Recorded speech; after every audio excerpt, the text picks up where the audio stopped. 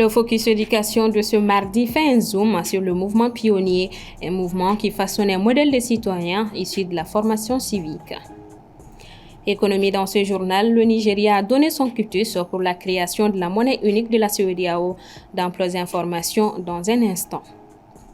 Les experts onusiens ont rendu un rapport sur la situation en République démocratique du Congo, dans lequel ils dénoncent l'implication du Rwanda et de l'Ouganda auprès des rebelles du M23.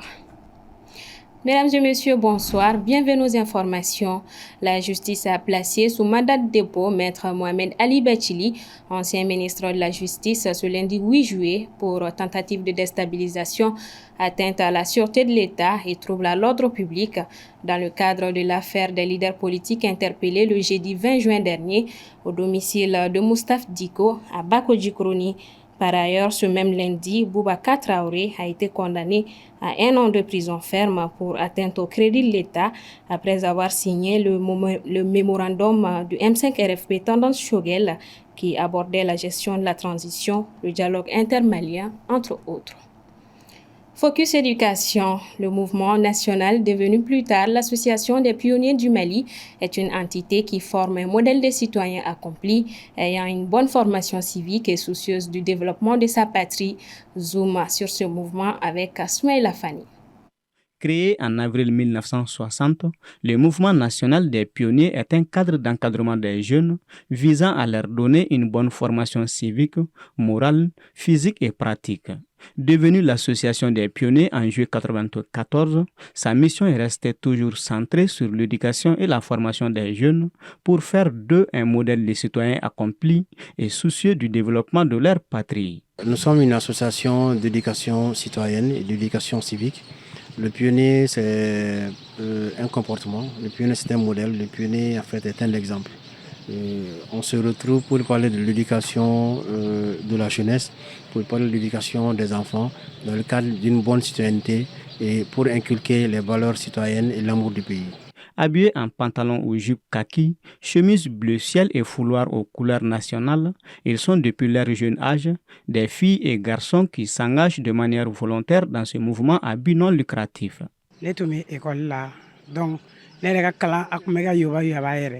Mais alhamdulillah ne kun bɛ se k'an kilasi dari la mais don kelen fitini u tagara ekɔli la u taara sɔrɔ an kɛnɛma y'u ye an donna kilasi kɔnɔna la an taara u ka kumaw lamɛn donc o ye anw ta o kanali kɔnɔna la n donnen a kɔnɔna la kɔni ma gɛlɛya foyi sɔrɔ n y'a ye finalement a yɛrɛ tilala ka courage donna yɛrɛ ka ekɔli kɛ. Aujourd'hui, ma motivation d'être pionnier, c'est l'éducation que j'ai reçue au sein de cette association. Puisque franchement parler, et avec cette association, l'éducation civique et morale vraiment a été un grand atout pour moi durant tout mon parcours. Jouissant du statut d'utilité publique, les pionniers sont présents dans certaines cérémonies officielles. Tout au long des examens de fin d'année, ils étaient au lancement des épreuves écrites pour la montée des couleurs et le chant de l'hymne national. Pour une cérémonie réussie, les cérémonies officielles, pour que ça soit réussi, on cherche à avoir des pionniers avec nous pour commencer la cérémonie. C'est juste pour dire que ce sont des modèles et tout le monde souhaite les avoir avec soi. Donc les autres cérémonies dans lesquelles vous voyez les pionniers, ils ont un rôle à jouer. Le rôle, dans un premier temps, c'est la montée des couleurs. L'autre rôle, c'est organiser en fait les haies d'honneur pour accueillir en fait, les officiels. Attention pour la montée des couleurs. Envoyez. C'est grâce à cela que j'ai pu en quelque sorte rencontrer toutes ces autorités. Et avec cela, lorsque je les rencontre, c'est une grande fierté pour moi. En plus de la formation à la citoyenneté, cette activité leur offre d'autres atouts. U bɛ faamaw ye a bɛ kɛ fɛnbaw y'u ɲɛkɔrɔ mais pionnier kɛra sababu an b'olu ye an n'u bɛ feerekante an bɛ fɛn caman kɛ ɲɔgɔn fɛ finalement a b'i yɛrɛ dege jama ɲɛfɛ kuma la. On est pionnier aujourd'hui et pionnier toujours, comme laisse entendre leur slogan. L'éducation pionnière a encadré de nombreux cadres compétents et intègres dans cette école de la vie et aujourd'hui, plus d'1 millier y sont à travers toutes les régions du pays. Les grandes vacances ont commencé au Mali depuis quelques semaines. Si vous l'avez remarqué, la circulation est de plus en plus fluide par endroits, constat fait par Djeneba Samake qui a sillonné la ville. Pendant l'année scolaire, les matins étaient synonymes de bouchons ou de forts embouteillages, les routes étant prises d'assaut par les écoliers, les parents d'élèves qui déposaient leurs enfants avant de rejoindre leur lieu de travail. Nous sommes en juillet, la période des grandes vacances au Mali, et durant cette période, on peut constater que la circulation est fluide, les matins notamment, sur les 3 points de Bamako, où l'on pouvait faire 1 à 2 heures dans les embouteillages. Parce que quand l'école est là, l'école doit mettre l'école là, on met ta barrière là. Donc comme ça, on peut agir avec. Mais si ça, on met la barrière là tranquille. Dem senu yere bina kutu dale sunu là. Donc on peut agiter ça, on se barrière là air là. Faut là on air ta do, mais si ça, 7h30 bina restaurant. Bon, c'est la kaka chaman pas de boral. Oh, chaman pas de boral. Actuellement ni l'école bi mouvement ka bon quoi c'est quoi. Bon ne école bila la mouvement bi doga doni ya parents d'élèves be mouvement à ce moment quoi o amutiage ni santatikele quoi. Par ailleurs, dans certains endroits, elle reste la même malgré que nous soyons au moment des vacances, en particulier sur la route de Yirimajo en allant vers Ségou. Bon, moi je m'étais école là wakati na bon. Différence bata ni ronche. Parce que moto tigi sera libéré le doni niveau moto, mais mobilité c'est toujours la même quoi. Sinon, hier, c'était un peu libre par rapport à aujourd'hui. Bon, nous avons une comparaison qui n'est pas avec elle. Parce que l'école B, l'école T, embouteillage chaque matin, c'est des problèmes. Surtout à la pon, sans faire la véhicule d'eau, c'est que balika blanc pan. Au fait, nous avons un embouteillage. Nous avons un boulot fouet ma boîte. Parce que l'école T, nous très généralement, chamamega moto de là. Donc ne be ka kuma ni mobile côté ou de sisan non quoi pour que anga boba ko fa ya la soro souvent c'est des problèmes mobile keleme bla o nya en pandoro ou be jolé donc mototiki o lobu ta négocier kerani fa ga teme. Cette fluidité constatée ces dernières semaines est saluée par plusieurs usagers qui peuvent désormais gagner leur lieu de travail à temps. Parlons économie. La monnaie unique de la CEDEAO, ECO, est sur la voie de la relance. Après plusieurs reports, les dirigeants de l'organisation sous-régionale l'ont de nouveau évoqué lors de leur dernier sommet. Quelles pourraient être les implications de la mise en service d'une monnaie unique alors que les pays de l'AES ont annoncé leur retrait de la CEDEAO? Les réponses avec Assetoumani Koulibaly. La monnaie unique de la CEDEAO, l'ECO, dont la mise en circulation piétine depuis plusieurs années, a été évoquée et relancée par les chefs d'État de l'organisation lors de leur dernier sommet, le 8 juillet dernier.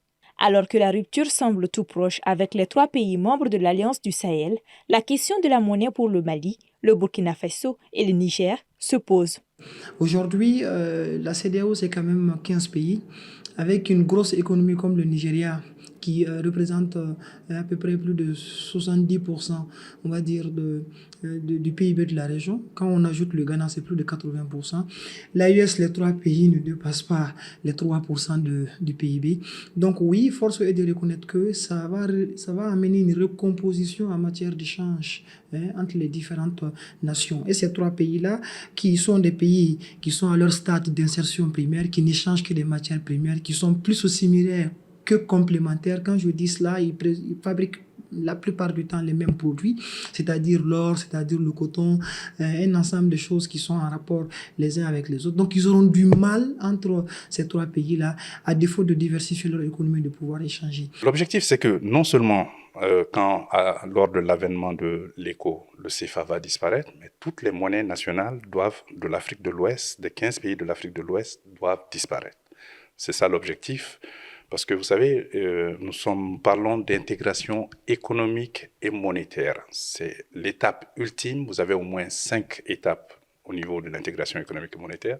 Et l'étape ultime, c'est l'intégration monétaire, c'est-à-dire avoir une monnaie commune ou une monnaie unique. S'il les connaît, cela pourrait également donner le feu vert aux 3 pays de l'AES qui envisageraient également de mettre en place leur monnaie commune, puisque l'ECO ferait disparaître le franc CFA. Cependant, pour cela, ils doivent réunir un certain nombre de conditions. En économiste, je suis obligé de vous dire qu'au jour d'aujourd'hui, on n'est pas du tout prêt à faire face à de telles conséquences.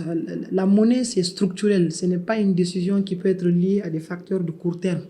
C'est une décision qui doit être réfléchie sur 7 ans, sur 10 ans, sur 15 ans.